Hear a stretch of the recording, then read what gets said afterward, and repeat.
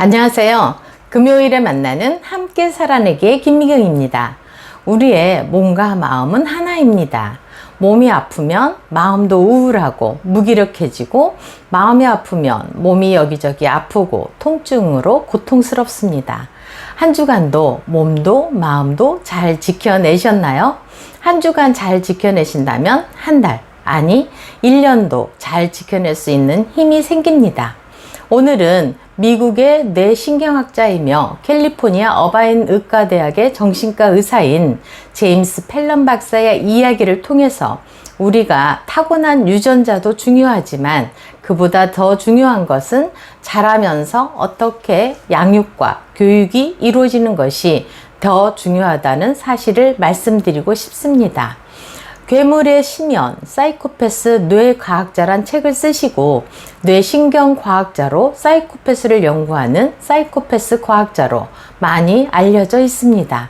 그것은 펠런 박사가 60세 되던 때에 학술 연구를 위해서 연쇄 살인마들과 일반인들의 뇌를 스캔한 자료를 뒤섞어 블라인드 테스트로 연구를 하던 도중 알려지지 않은 누군가가 전형적인 사이코패스 뇌의 스캔 자료를 가지고 있는 것을 발견하고 누구인지 알아보니 그 사진은 바로 펠런 박사 자신의 뇌였습니다.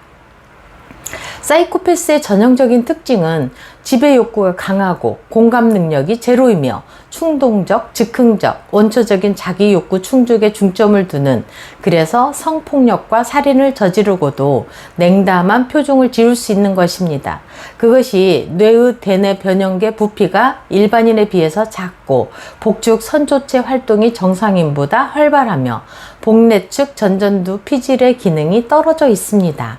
아주 작은 비판, 모욕, 경멸을 매우 민감하게 감지하고 반응하며 약간의 자극으로도 공격력이 폭발하고 참을성이 없고 성미가 급하며 사소한 일에도 부적절하게 화를 내고 공격적인 태도를 취하는 특징이 있습니다. 이렇게 사이코패스는 필히 범죄를 저지른다는 선입견과는 달리 제임스 펠런 박사는 폭력성과 하나도 없고 따뜻한 가정에서 사랑을 받으며 자랐으며 3명의 자녀와 아내를 둔 평범한 남편이었습니다. 자신이 사이코패스임을 알게 된 제임스 펠런은 자신의 어머니를 찾아가 사실을 말하자 그의 어머니는 놀라운 사실을 밝히게 됩니다. 펠런 박사의 아버지 쪽으로 조상들 중에서 살인자가 7명이나 있었다는 사실을 듣게 되었고, 어머니는 어려서부터 정적 강화의 양육과 교육을 시키셨다는 사실도 알게 되었습니다. 자신이 사이코패스라는 사실을 가지고 연구를 시작하게 되었고, 그 결과를 테드 강연에서 발표를 하는데 강연 동영상은 200만 명에 가까운 클릭을 기록하였습니다. 제임스 펠런은 사이코패스라고 해서 무조건 범죄자가 되는 것은 아니라고 하면서 오히려 그들은 최고의 지도자가 될 수도 있다고 주장합니다. 그러한 근거로 사이코패스 성격 특성인 강한 지배욕을 들었고, 이것이 강력한 리더십으로 발현돼 조직을 효과적으로 이끈다는 것이었습니다. 호주의 한 대학에서는 미국의 CEO 1000명을 분석한 결과 21%가 사이코패스 특성이 나타난다고 밝혔고, 한 연구기관은 스티브 잡스, 힐러리, 도널드 트럼프에게도 사이코패스 성향이 보인다고 주장하였습니다. 제임스 펠런은 사이코패스가 유전과 환경 두 가지라고 주장하며 뇌 구조와 같은 유전적인 요인뿐만 아니라 양육, 환경 요인도 중요하다고 주장했습니다. 인간의 뇌는 계속 성숙한다는 것입니다. 임산부가 스트레스를 받는 것이 분만 시점에 가까울수록 아이의 뇌에 해롭습니다. 특히 아이가 태어난 직후 몇 개월 동안은 분만 전에 끝났어야 하는 뇌 발달이 연장되기 때문에 중요하다고 합니다. 양육의 초기 환경과 스트레스가 성인의 행동을 바꿀 수 있기 때문입니다.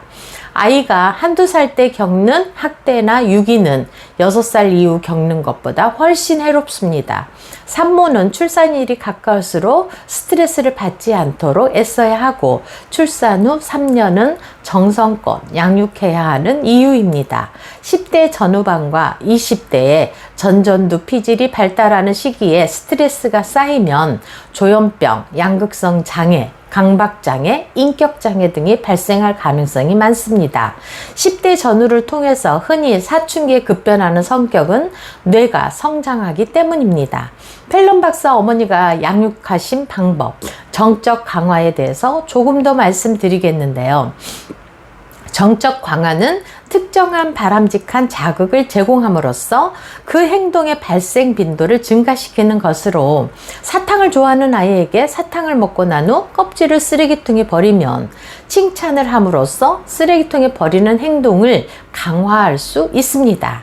칭찬은 고래도 춤추게 한다고 하잖아요. 초등학교에서 한 아이가 작문을 했는데 선생님께서 참 잘했다고 칭찬을 해준다면 그 아이는 작문을 또 하게 될 것이고, 계속하게 되면은 그 작문 실력도 늘게 될 것입니다. 그런데 정적 강화를 언제 해주는 것이 좋은가도 한번 생각해 봐야겠습니다. 스키너 상자의 쥐가 레버를 누른 즉시 먹이가 나오게 되는 경우에 쥐는 레버를 누르면 바로 먹이를 먹을 수 있다고 생각하고 레버를 계속 누를 것입니다. 그러나 놀고 있는 아이에게 밥 먹으라고 불러 식탁에 앉혀놓고 바로 음식을 주지 않고 기다리게 한다면 아이는 다음에 부를 때 바로 오지 않아도 되겠다는 생각을 할 수 있습니다. 이때 아이는 미적거리며 천천히 식탁으로 오는 행동을 강화할 수도 모릅니다. 반면에 지연 강화물이 효과를 발휘하는 대표적인 실험이 머시멜로우 실험입니다.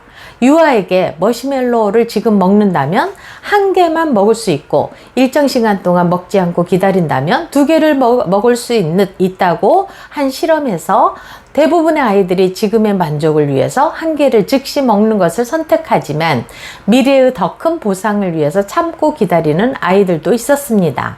기다리는 아이들은 더 많은 머시멜로우를 먹게 되고, 이러한 기다리는 행동으로 더 큰 보상을 얻게 된다는 경험을 하게 되어 자신의 충동을 제어하는 행동을 학습하게 되는 것입니다. 실생활에서 월급이나 학기 말에 좋은 성적, 장학금, 용돈을 절약해서 더 큰 물건을 사는 것 등이 여기에 해당이 됩니다.